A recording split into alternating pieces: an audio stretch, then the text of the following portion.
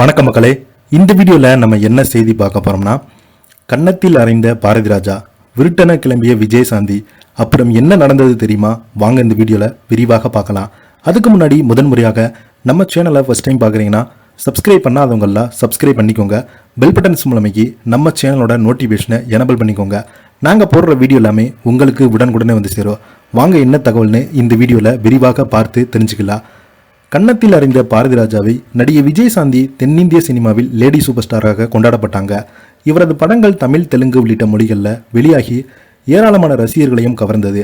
70களின் இறுதியில் நடிக்க வந்தாலும் 80 மற்றும் 90கள் காலகட்டத்தில் தன்னை மிக சிறந்த நடிகையாக வெளிப்படுத்தி காட்டினாங்க விஜயசாந்தி.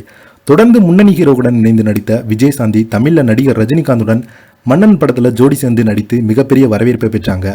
இவரது கேரக்டர் இந்த படத்தில் ரஜினிக்கு மிகப்பெரிய டஃப் கொடுக்கும். இந்த படத்தில் நடிகை குஷ்புவும் முக்கியமான கேரக்டரில் நடிச்சிருந்தாங்க. நடிகை விஜயசாந்தி தென்னிந்திய சினிமாவில் லேடி சூப்பர் ஸ்டாராக கொண்டாடப்பட்டாங்க. தமிழ் மொழிகளில் முன்னணி ஹீரோக்களுடன் பலருடன் இணைந்து நடித்த நடிகை விஜயசாந்தி தமிழில் சூப்பர் ஸ்டார் மன்னன் படம் இவருக்கு மிகப்பெரிய ஒரு வரவேற்பு கிடைத்தது. இந்த படம் மட்டுமல்லாமல் விஜயசாந்தின் கெரியரில் பெஸ்ட் படமாக வைஜெயந்தி IPS படம் கடந்த 1990ஆம் ஆண்டில் வெளியாகி மிகப்பெரிய அளவில் அவங்கள டாப் ஹீரோயினியாக மாற்றுறது.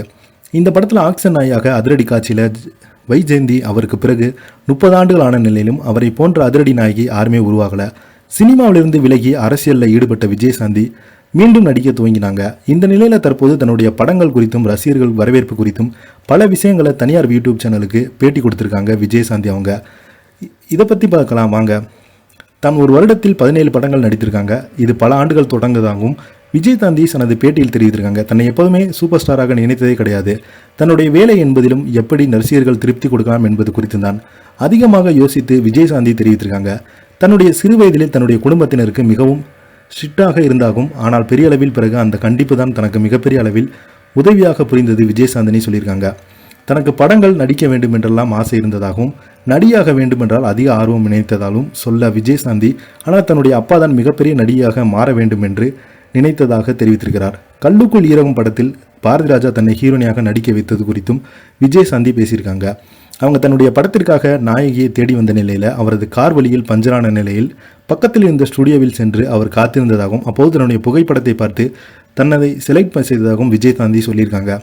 படத்தில் ஒரு காட்சியில் செய்யாத தவறுக்காக காட்சி சரியாக வரவில்லை என்று கூறி அவர் தன்னை கன்னத்தில் அறைந்ததாகவும் இதனால் கோபத்துடன் அங்கிருந்து கிளம்பியதாகவும் இதையடுத்து அவர் உதவியாளர் தனக்கு சாக்லேட் வாங்கி தருவதாகவும் கூறி தன்னை கன்வின்சிங் செய்ததாகவும் விஜயசாந்தி சொல்லியிருக்காங்க.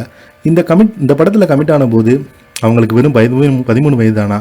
தமிழ் படங்கள் நடிக்க தனக்கு அதிகமாக பிடிக்கும் என்றும் ஆனால் தெலுங்கு படங்களில் தொடர்ந்து நடித்ததால் தன்னால் அதிகமான தமிழில் கவனம் செலுத்த முடியாமல் போகின்றது என்று விஜயசாந்தினி அந்த பேட்டியில் சொல்லியிருக்காங்க. இதை பற்றி நீங்கள் என்ன நினைக்கிறீங்க? கீழே உள்ள கமெண்ட் பாக்ஸில் மறக்காமல் பதிவிடுங்க. இந்த வீடியோ உங்களுக்கு பிடிச்சிருந்தால் லைக் பண்ணுங்கள், ஷேர் பண்ணுங்கள். நன்றி, வணக்கம்.